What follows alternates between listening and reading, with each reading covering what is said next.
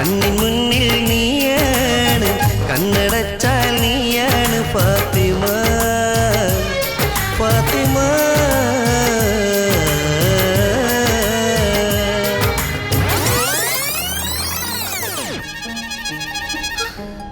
പ്രണയം ഒരു തിരിച്ചറിവാണ്, അതാരും പറഞ്ഞറിയിക്കേണ്ടതല്ല.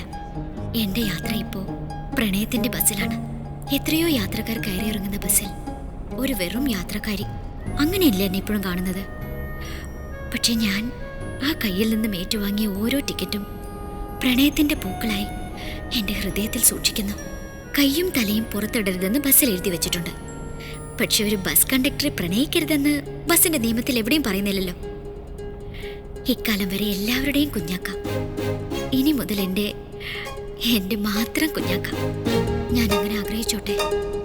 എന്റെ പ്രിയപ്പെട്ട കുഞ്ഞാക്കടുത്ത് എത്ര ഓടിയാലും തീരാത്ത